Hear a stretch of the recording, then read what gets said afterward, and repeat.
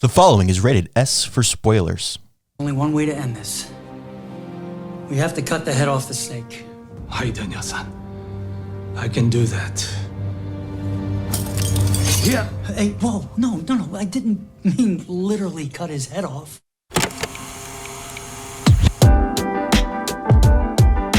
Hello and welcome to the Popcorn Hangover. My name is Alex. My name is Graham. And today we are discussing, I don't know whether to say unfortunately or fortunately, but we're talking about Cobra Kai.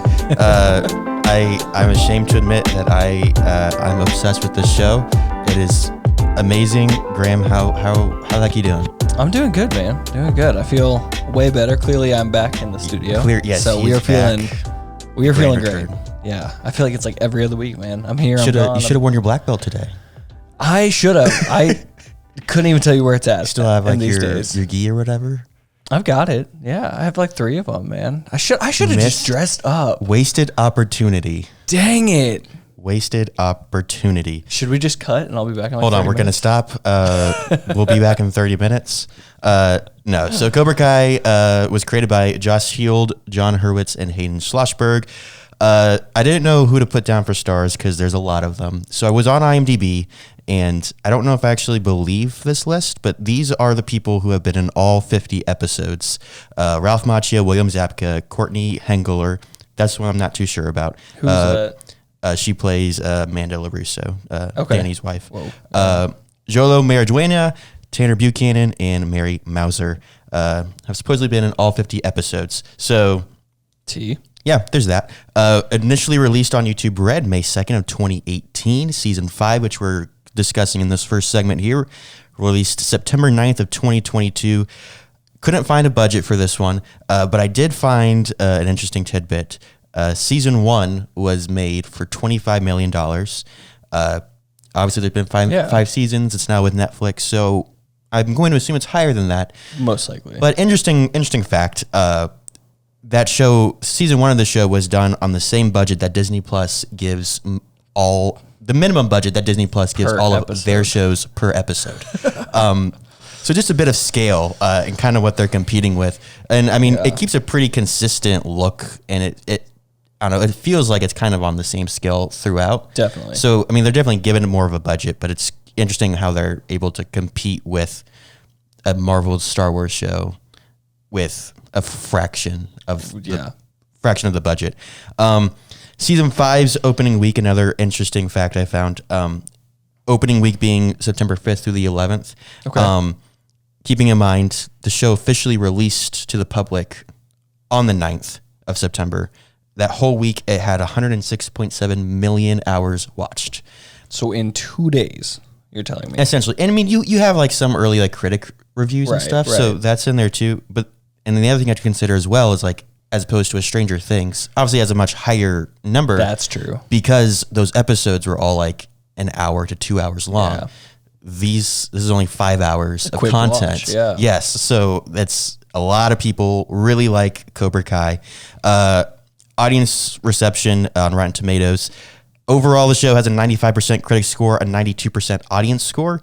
And then I broke down per season because I thought this was interesting. Season 1 has a 100%.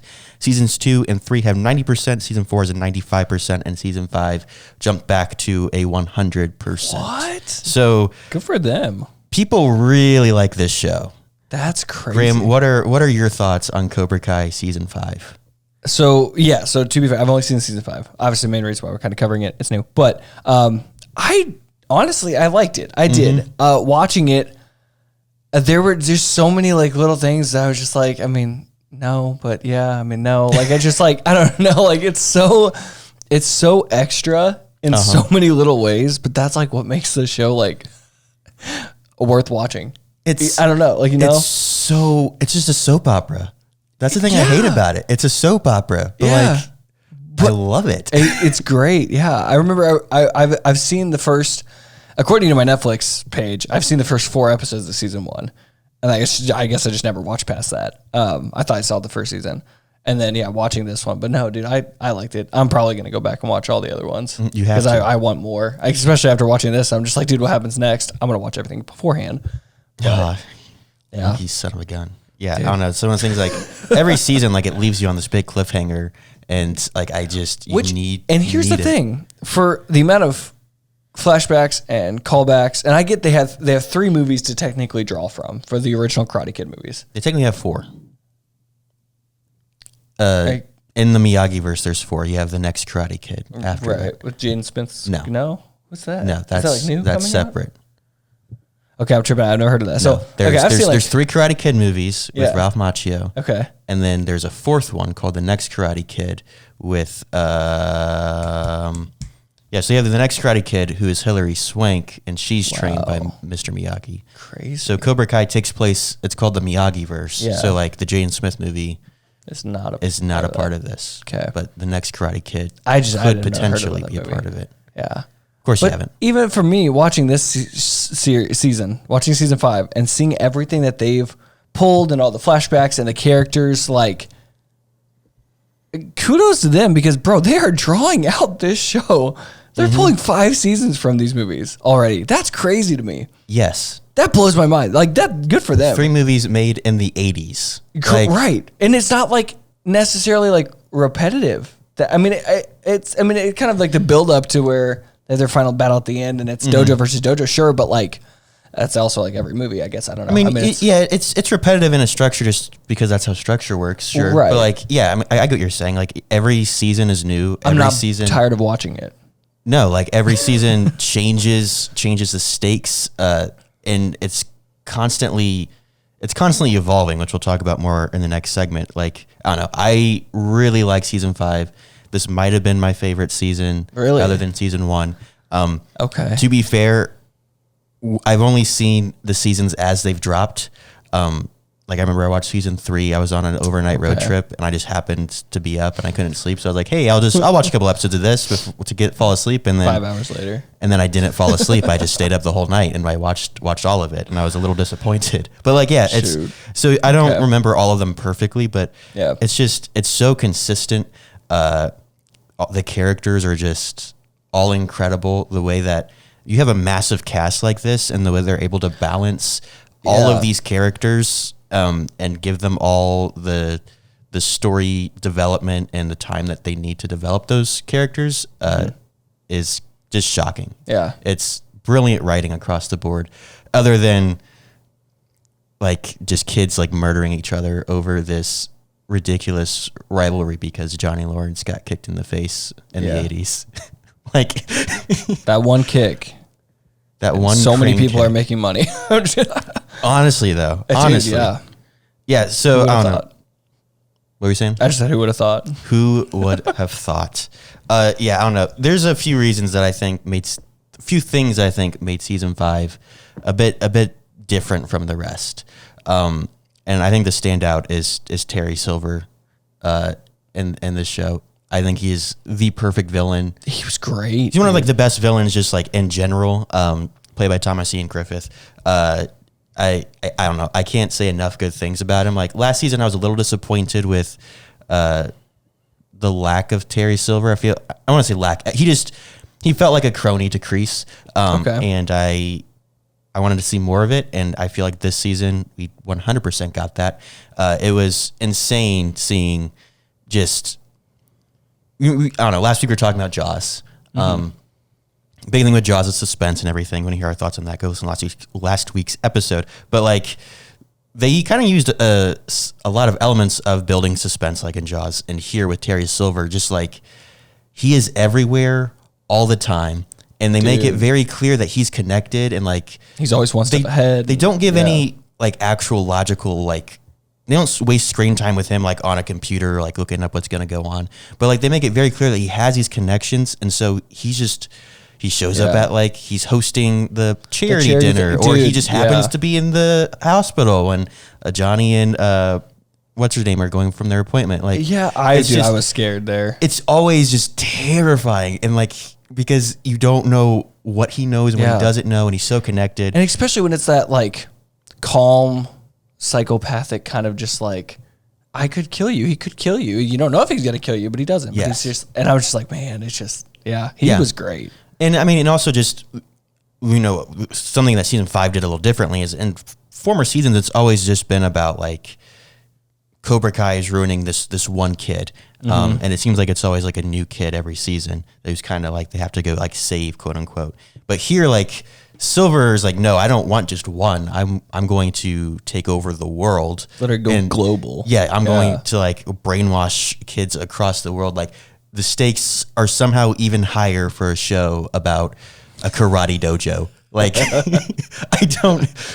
I care more about the stakes going on in here than I do about like things happening in the Marvel universe. Oh, 100%. Yeah. I don't know. It's ridiculous. I'm gonna tell you one thing. So like we mentioned, I do have a black belt. I did this for I did legit like similar like Taekwondo like stuff for like. Since Taekwondo, this is karate. Well, I guess it's different. Yeah, it's different. It is, honestly. I don't even know. But I want to say like, it was like 3 years, probably 3 or 4 years. And like, there's 2 levels to this. There really are the kids that just like are terrible children and their parents just send them away to get their butt kicked, or like the bigger kid, i.e. me, who just need to lose a little bit of weight and have fun with it. That was me. But then there are really these kids who do tournaments weekend after weekend, and like that's just what they live for, and they still do it, and then they like grow up, and then they legitimately teach, and they just get a job there, and they are just still there, and they don't do anything else. Blows my mind. I just like, because a part of me was like, no kid would be doing this, and I'm just like, there are kids doing this. Like, I know that. And interesting. I'm just like, it really is like, dude, these competitions, you'd go, and some parents would cuss you out on the floor in front of 80 kids, and I'm just like, what are you? Where is your mind? Like, how are you doing? It always blew my mind how like serious people take like things like this, and like it was fun. Don't get me wrong, I took it competitively. It was fun to do tournaments, but that's like, it was like fun for me. This show really you're not like Stingray going back to the dojo to train and be like the cool kids. No, heck no. I love Stingray. He was awesome. He was incredible. Which I'm assuming he's in even more in the earlier seasons. So yes. I'm excited for that. I'm so excited to watch the rest. Yes, he is. I'm so disappointed in you. So another thing I really liked about this season as opposed to other seasons is that there was a lot more focus on the adults than there were on the kids. In former seasons, it is very much centered around the kids. Like they're the ones, they're kind of like, I know flashback to like school fights and like just a lot of them like just. My biggest complaint about Cobra Kai seasons 1 through 4 is that you have all these kids who are either like the children of or like connected to these guys who are still not over this rivalry, right? And they like take it to heart and they're like, don't worry, Dad, I'm going to fight the battle for you. And so like they are engrossed in the rivalry that they like weren't even born for. And it's even more ridiculous, but like it creates, their own rivalries in between each other, and it does all, it creates tons of drama and tension, whatever. Yeah. So I did like that now all of this is just about, like, this is all about Danny. Like, Danny has a grudge, has an issue with Terry Silver. His daughter doesn't need to go beat Terry Silver up for it. Like, Danny's going to go do that now. And I feel like, in general, that's just growth on their parts. They would try to stay out of it, and the kids would just go and beat the crap out of people for no reason. And so because Terry Silver is such a giant threat, and I feel like that also a clever way that they used with the writing to elevate how big of a threat Terry Silver was these guys finally said, okay, kids, we're not going to let you fight our battle anymore because this guy's actually like, he might kill you. Actually kill you. Yeah. Which I really liked. And to be honest, people are watching this show not because they want to, they want to see like Robbie and Miguel or whatever. They're watching it because they want to see William Zabka and Ralph Macchio. I don't know why I forgot that. William Zabka and Ralph Macchio go at it one more time, over and over and over again. I have a feeling we're going to get another one more time. Is this like a final season, or is there going to be season 6? I'm assuming. So that's the interesting thing. Season 6 hasn't been announced, but all of the signs are kind of showing that there will be. I said we didn't get our big tournament, bro. Yeah, so got their invite. Yeah, they built that up a little bit. I believe it was Josh Shield on Twitter was talking about these 3 guys who created the show are working on another show for Netflix called Oblivion, I think, something like that. And that's their primary focus. But I'm pretty sure it was Josh Shield has said like several times on Twitter, like when people ask, he's like, yeah, like we're working on the show, but like in between takes or in downtime, like we're always like we're tossing around ideas for season 6. We want to see what happens next. Ralph Macchio has teased the potential for Karate Kid movies or more Karate Kid movies, like in the Miyagi-verse. So it's kind of expanding potentially. We don't know what's going to happen with it. But that's the interesting thing with season 5 of Cobra Kai is like, I'm curious to see where they're going to go because we got the big cliffhanger with Kreese breaking out of prison and is presumably going to enact this plan that he's been teasing all season. But like a lot of, basically everything was tied up in a nice little bow. Like if there was an extra 20 minutes, this could have been this finale to the show. Right. And I would have been satisfied. Yeah. I mean, because you have all these relationships and these rivalries in between all these characters are kind of, they're resolved. They aren't being stretched any further than they need to, because quite frankly, a lot of them were being really pushed. And that's something that I respect about Cobra Kai is like a lot of shows, they will stretch things out because they have to fill a certain amount of time or whatever. But this show, like, they did do that a little bit, but I think they realized, okay, like Robbie Miguel, these guys have been fighting since season 1. Yeah. Let's put an end to this so we can move on and explore other things. Yeah. And they're not scared to do that halfway through a season either. Yeah.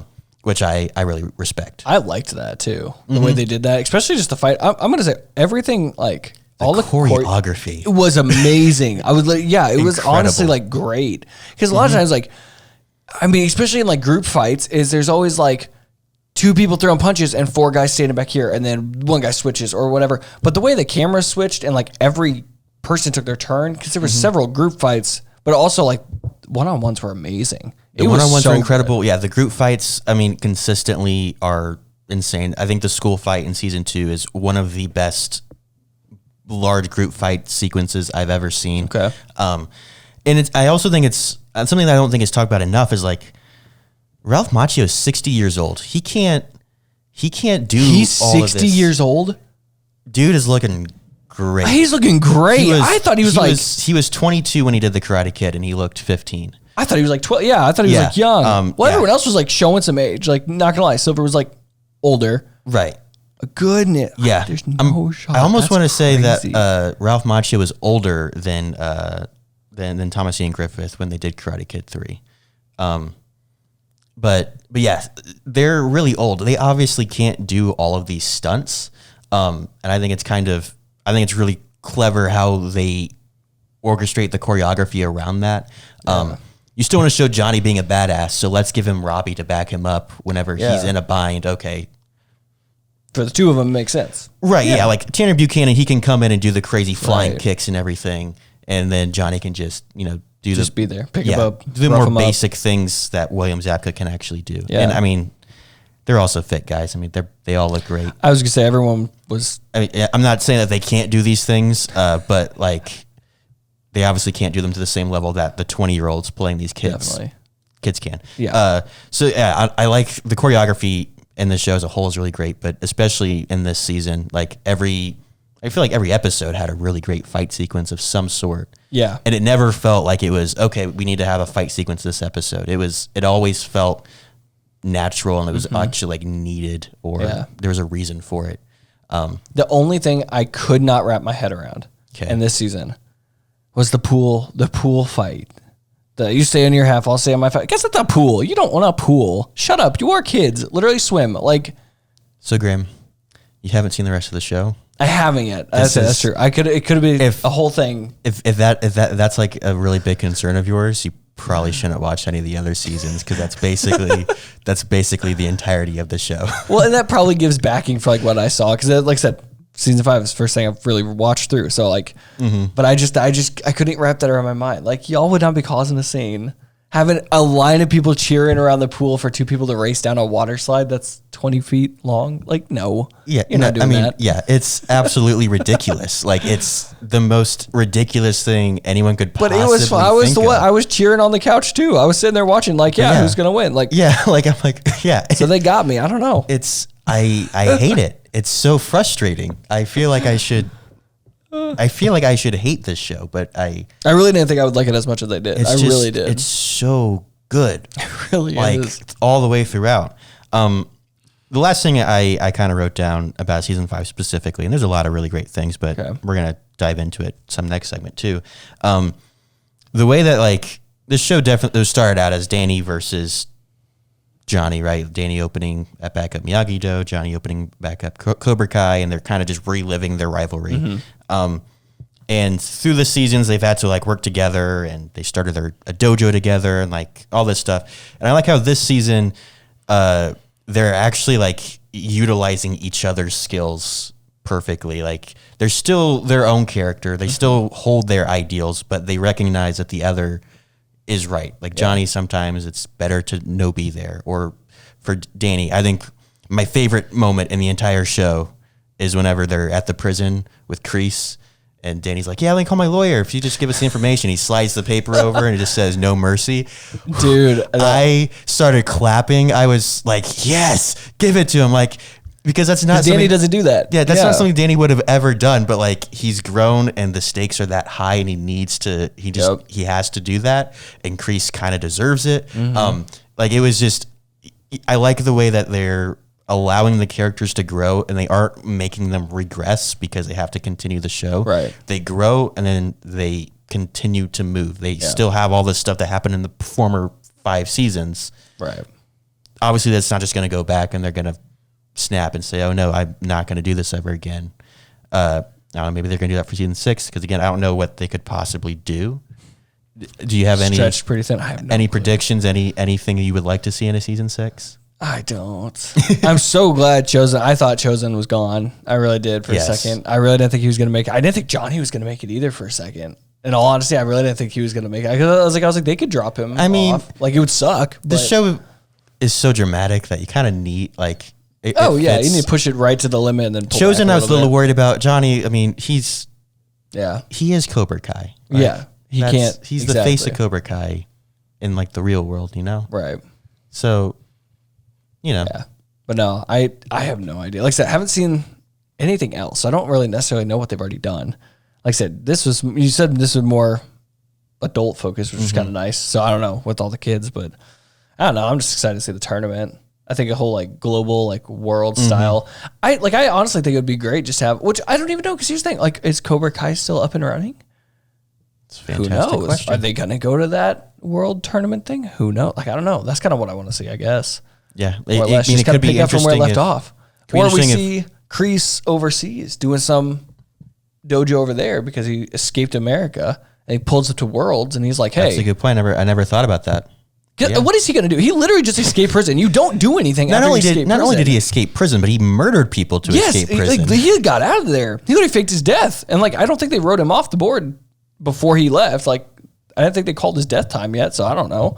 I don't know if he is a dead man walking right now or if he's just... Well, no, they know that he was... Because as he was leaving, they were all like rushing around like, we have an escaped inmate because... Okay, right, So he's on... Killed people, so they were found dead and there was no body. So that's what I'm saying. Like, what's he going to do? Where's he going to go? I guarantee middle of that's nowhere. probably what's going to happen. He'll go find some... Let's just put me on payroll, dude. I'll write season 6. Let's not do that. That sounds like a terrible idea. Things would just go to hell. I have experience, bro. No, I'm just kidding. That would be horrible. I have a black belt in Taekwondo. Graham, you have any final thoughts on Cobra Kai season 5 in particular? I do hate that I loved it. I hate the fact that I loved it as much as I did. But no, I'm excited to see what they do with season 6. I'm excited to go watch 1 through 4. Other than that, I think that's what I've got. Yeah, like I said, this might be my favorite season of them all, with the exception of season 1, because season 1, you can't not like the first season of a show that's this good. Next, here's the thing. I hate this show. I hate that I like this show. You hate that you like this show. Next segment, we're going to dive into all the particulars, like what makes this show so great, but also like what makes it so frustrating to like, if that makes any sense. If it doesn't, just stick around for the next segment, and then it should. So we'll see you then.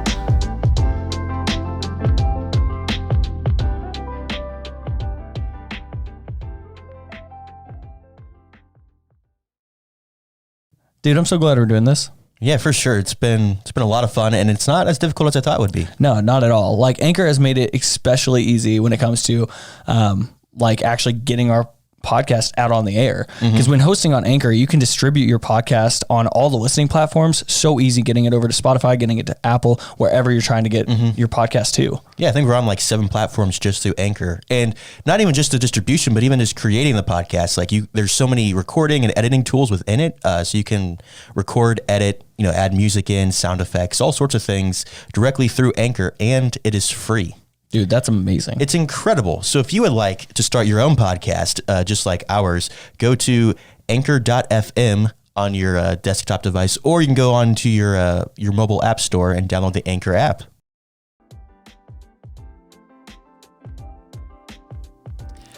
We are back discussing Cobra Kai.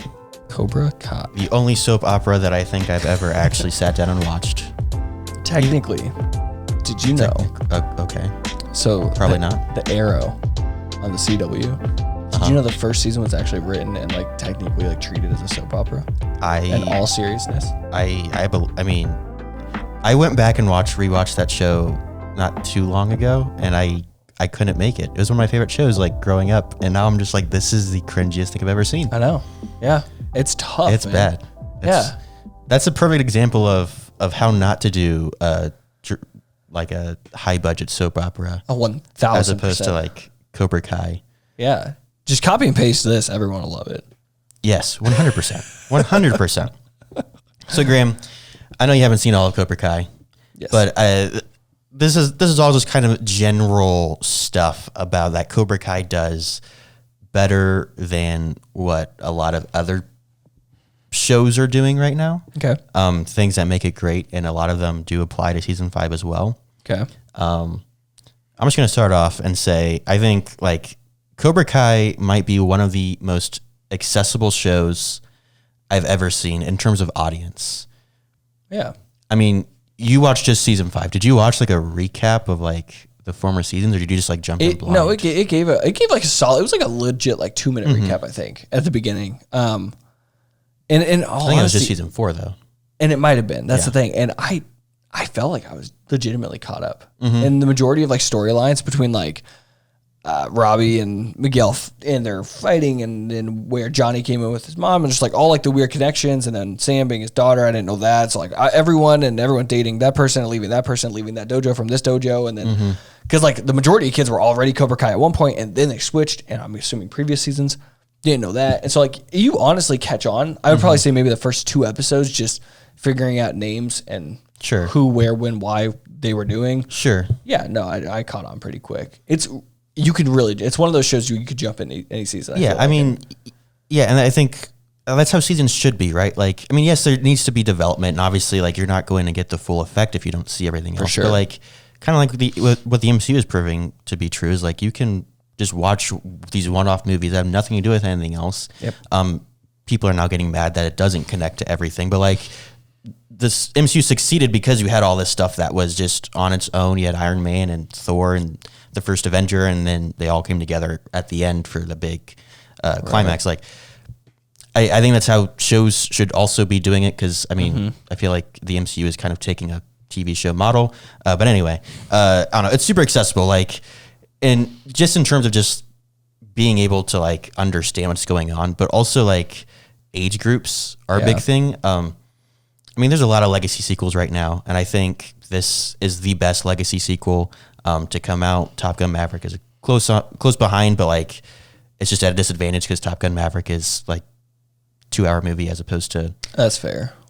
What, like 50 hours of Cobra Kai content? In all honesty, though, I guess it's like 25 hours. Yeah, but 25. I would think an episode personally, and this might be because I haven't seen them all. I would put Maverick above this. Well, I mean, objectively, yes, Maverick was a better movie, but in terms of like honoring the past, this is done better just because it has more to work off of. It has 4 movies. It has had more time to develop. I guess that's fair. Okay, I get what you mean. I'm not saying that like Top Gun Maverick was not a bad legacy sequel at all, but I just think if we're looking at just shows, this is the best legacy sequel. Definitely. To have a show spin off of something else. I mean, having enough content again, through 5 seasons to still do like relevant, like usable flashbacks from the movies. Like, yeah, I mean, almost in it was like every other episode, if not every episode. Like, there were flashback moments. And whenever Robin Lively showed up on screen, who played Ralph Macchio's girlfriend in Karate Kid 3, like I was like, whoa, I did not expect to see her. It made a really cool connection as to how he met Amanda. Like she wasn't just there she was kind of there for the sake of being there, but she did have a purpose. She was helping Amanda, and like it kind of gave a lot of backstory to Amanda's character. It kind of continued. We find out what happens to Jessica Andrews' character, or Jessica Andrews as a character, like in the future. Like it's so multi-layered. Nothing is just there for the sake of getting an applause, say Doctor Strange's Multiverse of Madness or something, right? Like everything has a perfect, and I even think like Sean Kanan coming back as Mike Barnes, who was also from Karate Kid 3, like that was also just really well done. Like, and it was a flip because a lot of these other characters have kind of just been continuations of who they were, but no, it's been years since that movie came out. Yeah. Obviously this dude is not still obsessed with karate like everybody else in this world. He just wanted to sell some furniture, man. And he got pulled into this chaos. And that's even, I've been stuck on that too. Cause like even just looking at, Danny doing what he did in karate and loving that life and being as fixated as he was on that. And then like doing something else. He got married. He had kids. He ran he had a dealership. He still does apparently, but he doesn't do much of the running. No, not at all, clearly. But like, that's the thing is he had like a full on life. And for like, if I were to do that, I get married, I have kids, I start my own business, dealership, whatever it is. And then I'm like, dude, this kid that kicked me or that I fought in high school is back. Like, I'm going to go make beef with him. Like, dude, that beef has to be settled. Like, there's no chance. Even with all these guys, it's like, I remember you. Dude, that was like, for these guys, like 45 years ago. Hey, you have 4 seasons of the show to watch. I know. And I feel like they gave me every character from the past in this season too, but. Yes. No, I'm excited. And again, I'm not complaining. I enjoy it, unfortunately, but. It's just a lot. Yeah, I mean, yeah. So like they're naturally bringing back these older characters, but then also like everyone of any age can enjoy it. Like I watched this season like with my brother. I made him binge it with me, and at first he was like, "I do not want to watch this," and then could not care. And then by the end, like we finished it, and he was like, "All right, we're going to watch another one." I was like, "That was the end," and he was like, "Can we watch episode 1 again?" Like he wanted to keep watching it. Dude, that's how I feel. And I mean, my dad was the one who got me into it, and he was watching it with my sister. Like, it's a whole family thing. Like, we're all watching this show, and we're all at very different ages with different interests. Yet something about it is still it's able to hold everyone's attention. Yes, yeah, and leave them wanting more. Like, yes, there's something for everyone, and for people who didn't see the first 3 movies or the first 4 seasons, like there's still stuff there for you, and there's still stuff that like makes sense. You can still follow along and keep up with what's happening. Yeah, I can't say this enough, but like another reason, it's just straight up brilliant storytelling across the board. Okay. I mean, it keeps you engaged. There's constant like growth with the characters. Plot is it's interesting. Like if you're looking at this season, like and what they're doing, they did something really clever because they don't know 100% that they're going to get renewed. Obviously, like again, the signs are kind of showing with how successful it's been. It's going to get another season, but like, quite frankly, if this was the end, they could wrap it up here. But they also were smart enough to say, well, maybe it's not the end. So let's tease Kreese getting out. Let's set up this whole world tournament thing. Like they aren't relying on there being another season, which I think is a flaw that a lot of other shows have, where they feel like we're setting up this next season. Oh, we only get one more. Okay, cool. Let's push what we had planned for like 6 seasons into 1, and it doesn't work out well. That's something that happened with like Marvelous Mrs. Maisel. This last season was just terrible until the very end, and then I never caught up on that until the very end because like they found out they only had 1 more season left, so they had to make do with all this filler that they had. So yeah, I like they just do. It's really brilliantly paced. Every episode is fantastic. But I think the thing that really sells this show for me are the characters. Yeah. Yes, I mean, I don't want to say everyone's likable, but like I had no problem. Most of the main cast are all extremely likable characters with a lot of depth. They're flawed, like they are far from perfect, and that keeps things interesting. and like they leave them lots of room to grow. I mean, and you're kind of seeing the end of a lot of these journeys here in season 5, but like, you know, you have stuff with like Robbie and Miguel, like that's a rivalry that's been going on since season 1, and both of them have done pretty terrible things, and they've both been in the wrong, and they both have really great and admirable attributes that you like about them, and that causes like conflict within you. Like, should I like Robbie, but I also like Miguel. Who do I root for? You know, like there's tons of stuff like that keeps you on your toes.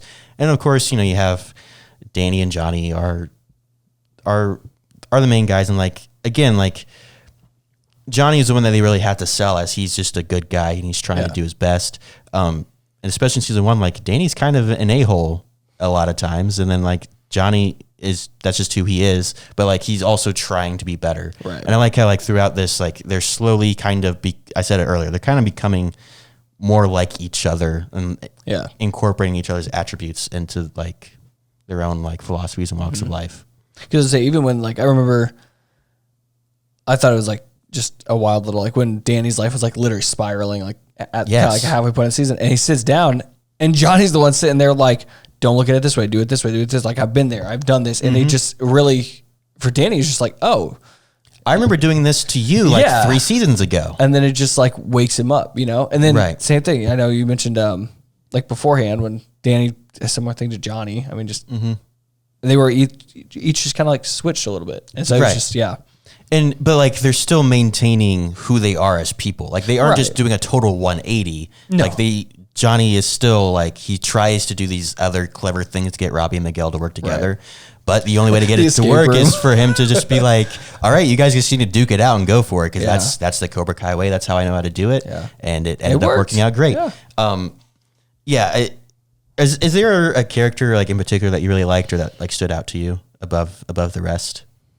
For this season, I mean, really, no, I don't think. Okay.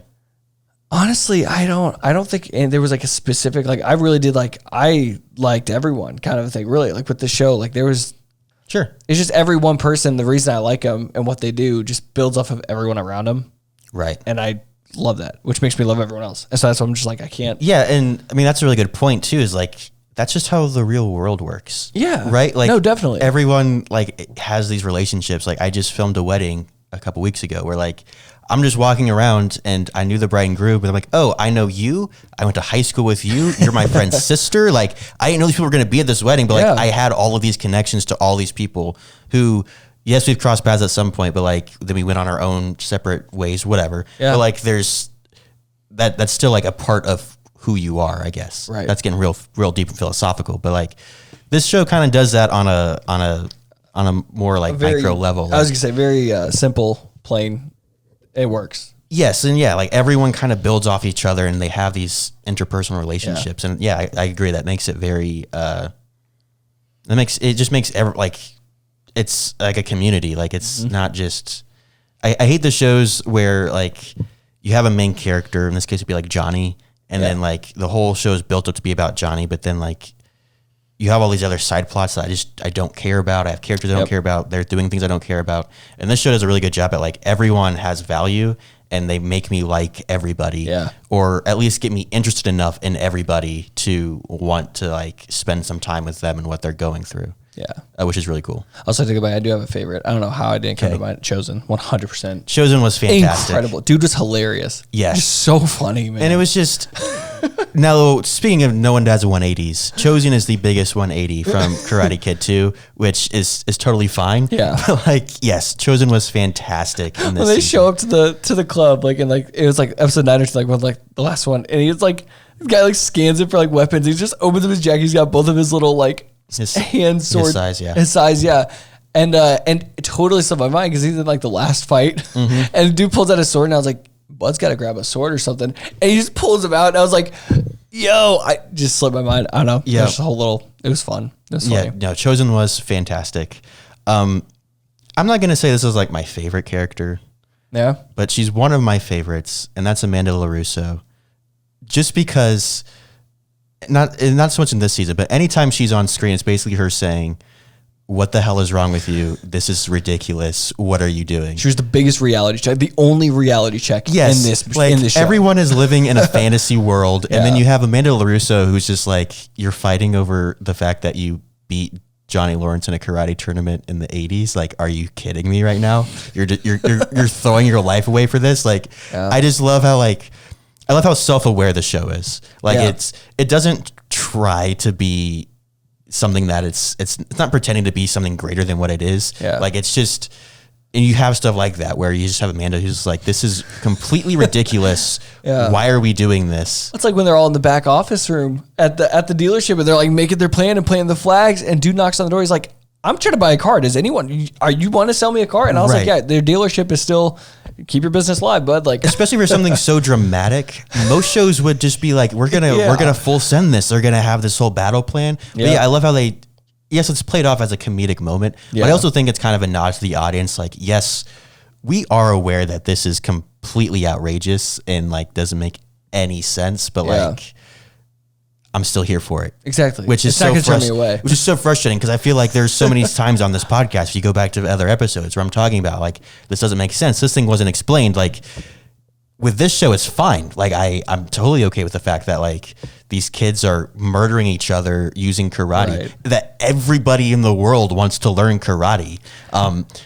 Because I'm going to say, to be totally fair, that's not a common thing people jump into. No, karate is something that people make fun of. Like, in all honesty, yes, I know. Trust me. Like, it's not it's not as sought after as like. I mean, this is like in high school. It's like, oh, you're the basketball, football, you're the jocks. No, you're the karate kids. You're like, that's a totally switch in like Yeah, like there should be like some like football rivalry, but instead it's, oh, you're in Cobra Kai. Well, you suck. I'm gonna stay on your side of the pool. Like, it's just, I still can't get over. I can't get over that. It's so ridiculous in every aspect. But I love the fact that like they always take a chance to just casually go in there and be like, yeah, we acknowledge that this makes zero sense. Yeah. We talk about it a little bit, but I also appreciate the show evolves. And I don't want to hit on this too hard because I think this is like the greatest part about this. And if you listen to our other episodes on different shows that we've talked about, like I always talk about how I hate that shows just like they stretch things out too much because, we have to fill a 10 episode season or we have to fill 5 seasons. So let's just stretch this whole thing out. That's not good storytelling. That's just trying to fill a quota. And that's not how things should be done, in my opinion. Yeah. And I think Cobra Kai does a really great job of like, hey, like we have this arc, it's over, so we're just going to end it. Yeah. In some aspects, like, and one of the big complaints people have had about season 5 that I've seen is that one of the big cliffhangers of season 4 is that Miguel's like going to find his father, and his father doesn't know that Miguel exists, and it's this whole thing. And so it's like, oh, what's going to happen? And I was a little thrown off. And then it only takes place over the first couple of episodes, and people were upset that they waited all this time and it didn't last very long. But here's the thing, from a story standpoint, like it lasted just as long as it needed to. It got the point across. Quite frankly, it almost wasn't even totally necessary. Right. He could have gone on any other kind of spiritual journey, but it is what it is. Like, it wasn't a bad thing. In all honesty, I thought that trip, from watching it from the standpoint I did, well, I didn't know why I was there. Like I picked up, I was looking for his father and stuff, and he just dipped on his own. But I definitely feel like Johnny and Robbie 100% took more out of that trip as their father-son bonding than I didn't even think that was for Miguel at all. Yeah, I mean, obviously it was because it was his father, but I was just like, yeah, that's just Miguel did have some growth. Again, you need to watch the other seasons, but like I'm just harping back to all these other things I keep talking about with characters and storytelling. Like this, it could have been a wasted moment with Miguel going to Mexico on his own, but instead they said, okay, well, Miguel and Johnny need to fix their relationship. So obviously Johnny cares about Miguel, so he's going to go find him. Right. Oh, well, let's also, at the same time, Johnny's just trying to mend this relationship with Robbie. Let's put them together, stick them in a car, see what happens. So you have all this multi-layered stuff that's going on yes, it's Miguel's journey, but also these other characters are growing through that, which is, again, how the real world works. You're not the only one that does anything. Like when other people are involved, they don't just stay stagnant. They're also experiencing some form of what you are also experiencing. Right. If that sentence made any sense. Like it's not there isn't, it's only 30-minute episodes, which could be concerning, but they do not waste a single second of that 30-minute runtime, whereas an hour-long episode can oftentimes waste several minutes going on some side quest that no one actually cares about, right? And doesn't do anything for anything. And I feel like, honestly, a 30-minute format is great. Because here's the thing, when you get episodes like the finale and stuff, if you want to stretch that 40, 45 minutes, do it. Yeah. You want to add an extra long episode, do it.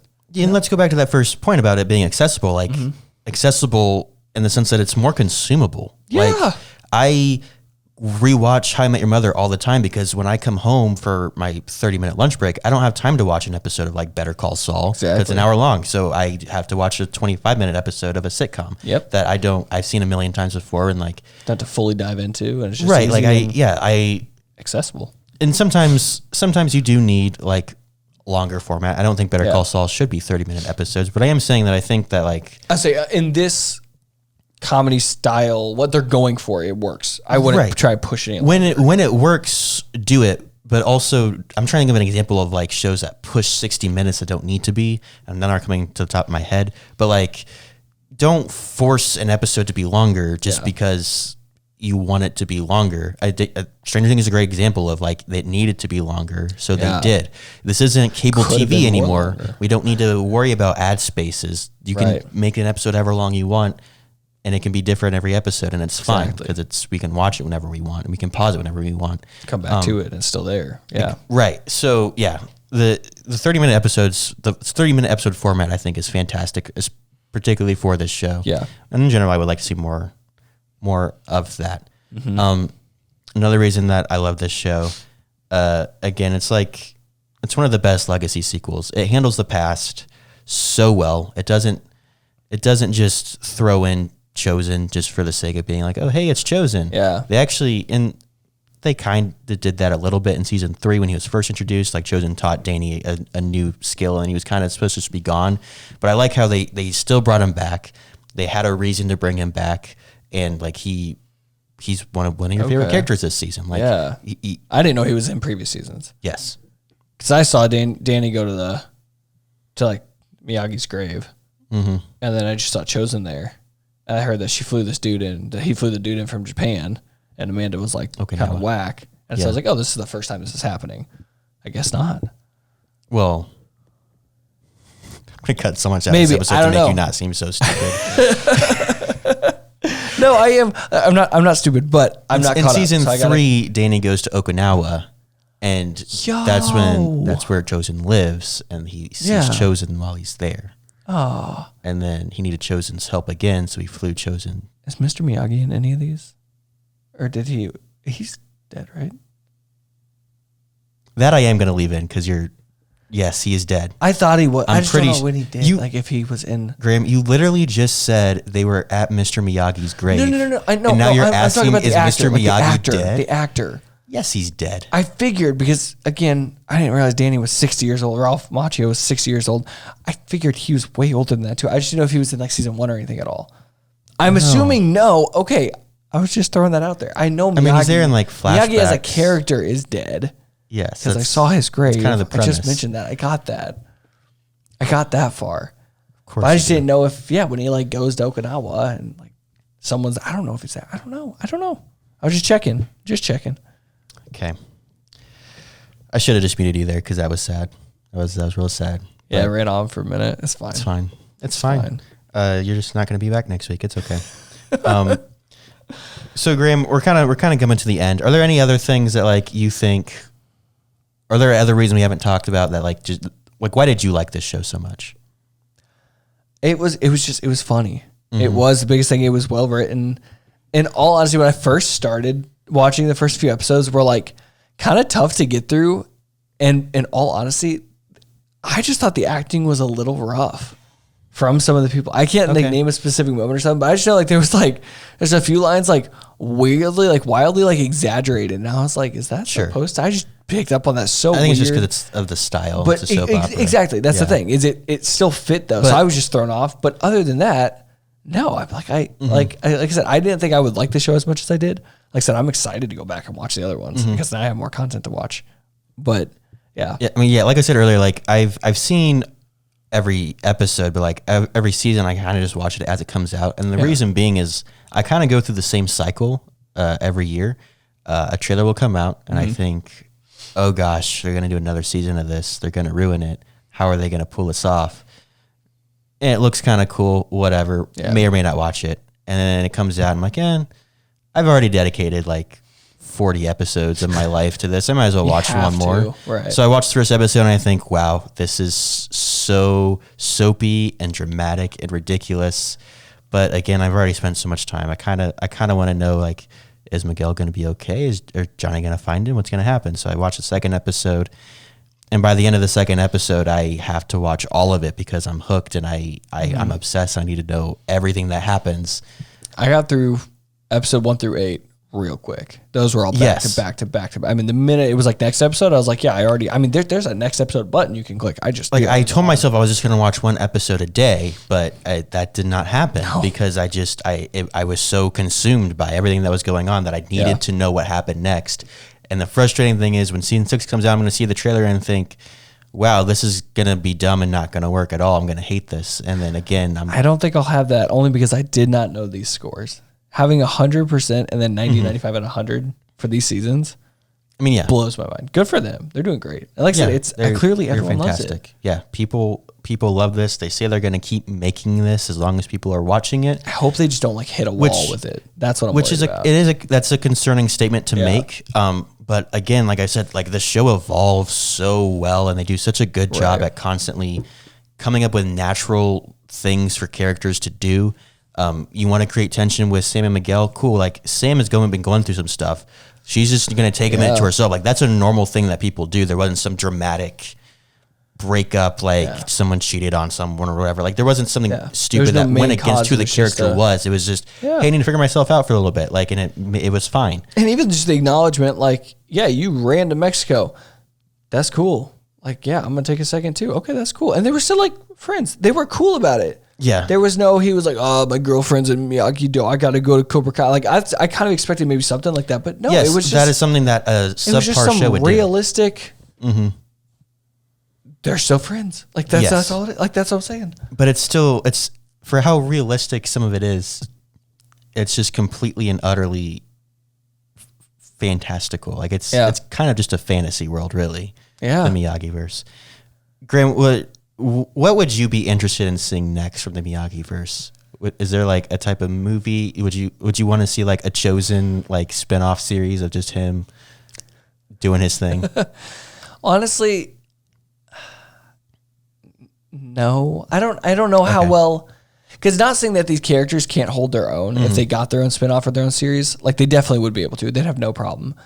But I think what it makes this show lovable and what everyone likes is the characters and the way everyone works with each other. So that's why I'm like, even with the movie, I feel like they would put I feel like they would, if anything, like have too much writing on a movie. So it would either be done like a little more extra or it would be just different and it would just throw off the connection between the show and the movie. Sure. Which is obviously going to be there in some parts, but I feel like if they just kept it as a show and just let, few seasons after seasons, kept it relatively lighthearted, but also have your jokes, but have your moments. Like this, this hit deep in a lot of areas too. And I don't know, I really liked it. I feel like if they kind of keep that same note, I would just love to see more of this. Yeah, I totally agree. Yeah, give us 12, 14, 20 seasons, whatever you got to pump out, just pump them out. As long as it works. Ralph Macchio will be like 89 years old, pushing his last season out. Still looking like he's 20. I would have never guessed. I asked you that question, and I didn't really think of an answer for myself, but I've got an on-the-spot answer for you. Got you. What's up? I want to see a movie about Chosen, but it's basically just a rehashing of Paul Blart Mall Cop, but with Chosen playing Paul Blart.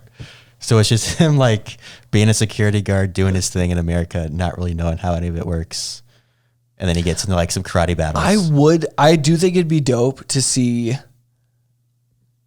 the like dark, because like Chosen like trained with like Kim Sun-jun, like the crazy guy, right?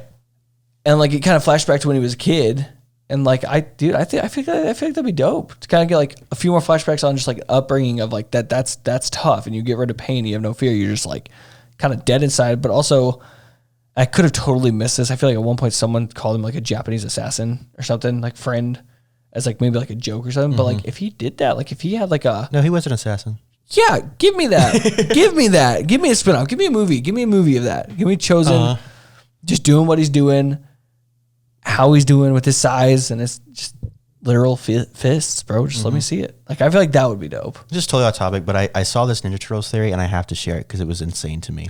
Okay, bet. And the reason that I thought about was the size thing. So there's this theory that Splinter gave all of the turtles the weapons that they use because it's the opposite of their personality. So with the size, for example, size are meant to be a defensive tool. You know, they have that's meant to like grab a weapon and disarm them.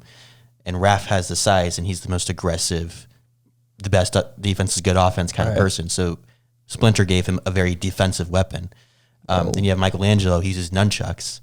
Michelangelo is super clumsy and all over the place. And those you have to be nunchucks. You have to be very disciplined and know what's going on. You're going to hit yourself. So he gave him nunchucks. Donatello's all techie. What does Donatello use? He uses a stick. Simple as it can get. Yeah, he's as simple as it can get. And then Leonardo is like very passive, and he's the only one that's given a weapon that could actually like slice someone's head off and like murder them easily. Whoa. I know, right? I don't know if that's going to make it in the episode, but I had to share that. Dude, that's some knowledge. Graham, do you have any final thoughts on Cobra Kai? I don't, man. I'm excited. Like I said, I got to watch the rest. I'm going to jump into it a lot. Honestly, I might throw myself into the Karate Kid movies, get a little refresher. Watch the next Karate Kid. I had no idea. Didn't even know that existed. So that'll be a whole new form of content. Yes. Not a whole new movie. Yeah, whole new movie. Yeah. I obviously love Cobra Kai. You've been listening to The Popcorn Hangover. I am Alex. That is Graham. Let us know what your thoughts were on Cobra Kai Season 5 or the show as a whole. Do you hate that you love it as much as we do? Let us know over on all the things, Instagram, TikTok, patreon.com/The Popcorn Hangover. Next week's episode, we are diving into it's been a lot of a controversy in the media recently. So stay tuned to find out what that's all about. And with that, peace. I didn't know if that's what I thought you were saying.